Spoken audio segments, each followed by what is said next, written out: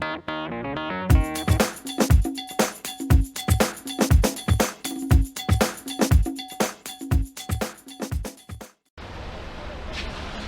Simon Ditchburn. That's the roof of the Cube condominium, and today we're topping off.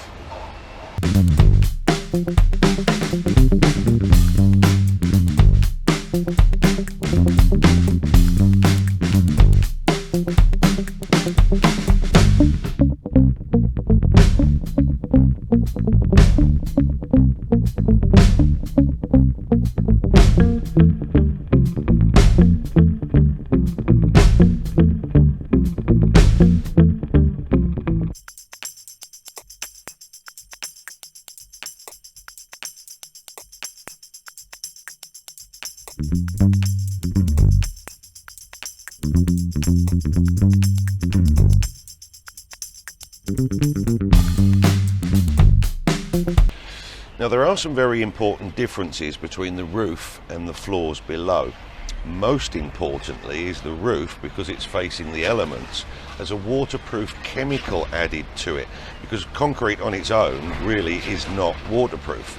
The second main difference is that roof isn't actually flat. We're creating it like a camber. So we have a guide rail in the very center of the roof, which is set higher than the edging of the roof. So the camber will naturally let the rainwater drift over to the edges. Also, we've created a concrete guttering right the way around the edge, and then in addition to that we can have a stainless gutter around the outside. Much larger than we use in Europe, because quite frankly the rains are much bigger over here. The concrete trunk is really a vital part of what we do with these pours.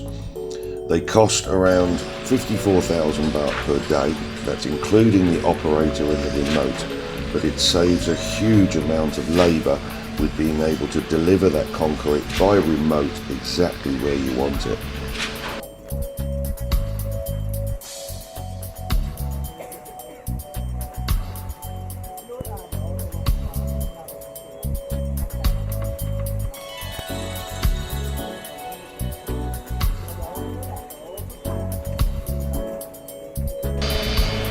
Next item on the list is the vibrator.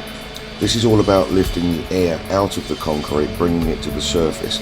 It's also very important to make sure that the concrete really packs around the reinforcing steel. Here's the guttering I was talking about earlier. That's all about taking the rainwater away from the roof as quick as possible. Now we're using an extra long derby here to actually level the concrete, but it's done between rails. The rail in the centre, of course, is much higher than the rail on the outside of the building. So running that derby straight across those rails will make sure that we create the camber.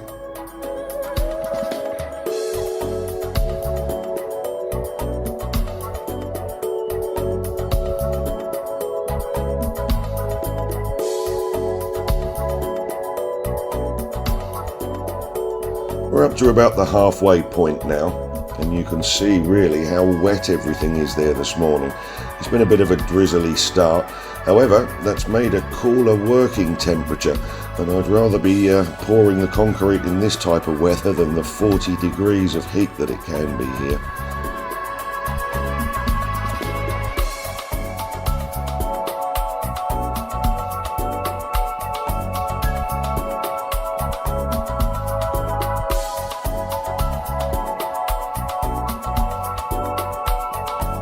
As well as the 8th floor roof, we will also be making the gym roof there today. Here's the last item today, which is the power floating. Now this really is all about the timing. Concrete reaches a point where it's hard enough for you to stand on it, but it's still soft enough, pliable enough that you can float it off, exactly as you see.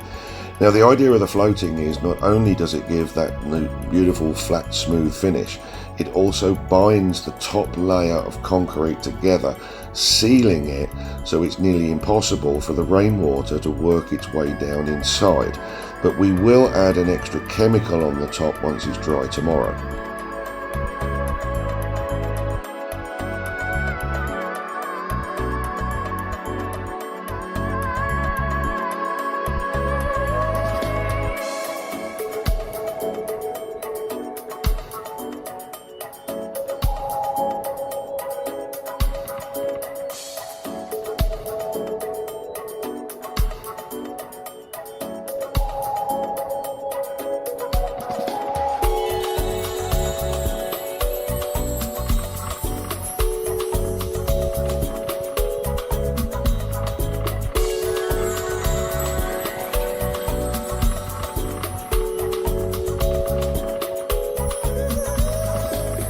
other buildings at the roof, the pump can't quite reach those outer edges of the gym. So they've attached a sling to the crane, looped that around the pumping hose, and that's really assisting him to bring it as far over to the edge as he possibly can.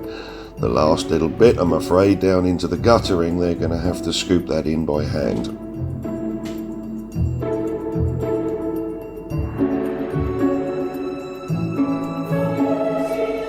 That's the pouring of the concrete for the 8th floor roof completed, and it's now over to the power floating to finish it off.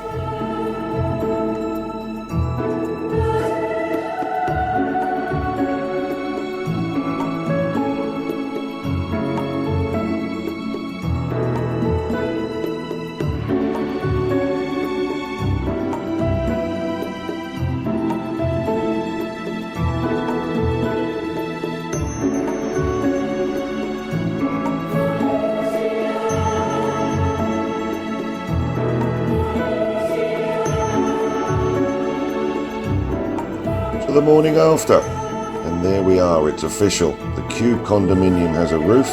We've topped off the building. That's the completion of all of our main structure. Now, just coming into the camera shot there is the chemicals that we're using to make that final sealer on the top of the roof. Again, it's all about waterproofing.